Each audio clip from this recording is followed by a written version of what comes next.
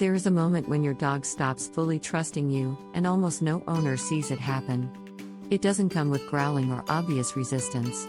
It doesn't look dramatic or sudden. It happens quietly, right in front of you. At first, everything still feels normal.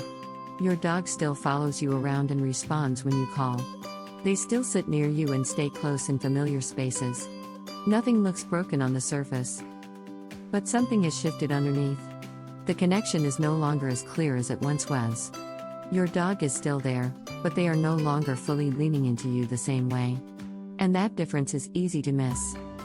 Most people think trust breaks through big mistakes. They imagine something dramatic has to happen for a dog to change. But that's not how it works. Trust rarely breaks all at once. Instead, it erodes through small moments. Moments where your dog looks to you and doesn't get a clear answer. Moments where your response feels inconsistent or confusing. Moments where your presence doesn't match what they expect. Dogs rely on clarity more than anything else. Not perfection, not control, but clarity. They need to understand what your actions mean. And when that understanding fades, trust begins to shift. One of the first signs is hesitation. Your dog pauses before responding to something they used to do instantly. It's subtle, almost unnoticeable. But it's there. That pause is not disobedience. It's evaluation. Your dog is checking whether your signal still means the same thing it used to. And when they have to check, something has already changed. Over time, those pauses become more frequent. Not longer, just more consistent. And that consistency matters more than intensity. Because it shows a pattern forming. Most owners miss this stage completely. They assume their dog is just distracted or tired. They don't see it as a shift in trust. But that's exactly what it is. Another sign appears in how your dog follows you. They may still stay close, but not as closely as before. The distance increases slightly. And that space means something. Dogs that fully trust stay connected without effort. They move with you naturally. They don't need to think about it. But when trust shifts, movement becomes more independent. It's not defiance. It's adjustment. Your dog is beginning to rely on themselves more than before. And that's a quiet but important change. There's also a change in how your dog looks at you. Eye contact becomes shorter. Less steady. Less certain. This doesn't mean your dog is afraid. It means they are no longer fully anchored in your presence. And that difference shows up in the smallest ways. You may also notice changes during routine moments. Commands that used to feel automatic now feel slightly delayed. Responses are still there, but not as immediate. And that delay carries meaning. Most people try to correct this stage. They repeat commands, increase intensity, or apply pressure. But that often makes the problem worse. Because the issue isn't obedience. The issue is understanding. Your dog is no longer fully sure what your signals mean. And adding pressure doesn't restore clarity. It increases uncertainty. This is where the shift becomes more serious. Because your dog starts making more decisions on their own. Not in a rebellious way, but in a self-reliant one. And that changes the dynamic completely. When a dog begins to rely on themselves, your role changes. You are no longer the primary reference point. You become one of many inputs.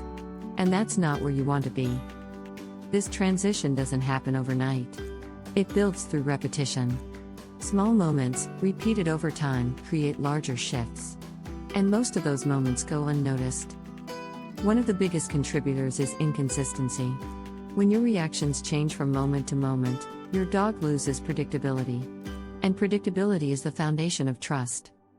If one behavior is allowed sometimes and corrected other times, your dog has no stable reference. They can't form a clear expectation. And without expectation, there is no confidence. Confidence is what allows dogs to respond quickly and naturally. Without it, everything slows down. Every action becomes a decision instead of a response. And that creates hesitation. There's also an emotional component to this. Dogs are highly sensitive to your state. They read your energy, your tone, and your focus.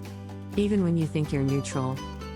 If your emotional signals are inconsistent, your dog feels it. And that inconsistency creates doubt. Not fear, just uncertainty. But uncertainty is enough to shift trust. Another critical moment happens when your dog seeks guidance and doesn't receive it. They look to you in a situation that feels unclear. And your response is delayed, distracted, or absent. That moment matters more than you think. Because in that moment, your dog learns something. They learn that they have to figure it out themselves. And once that pattern forms, it repeats. The more your dog solves things alone, the less they depend on you.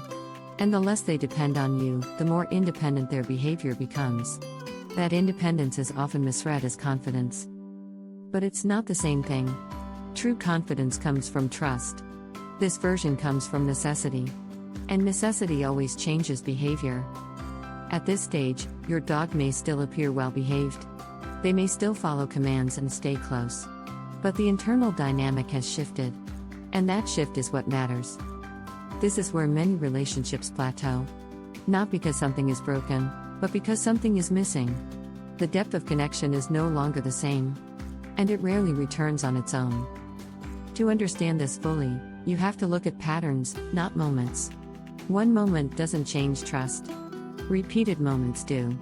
And those patterns are always visible if you know where to look.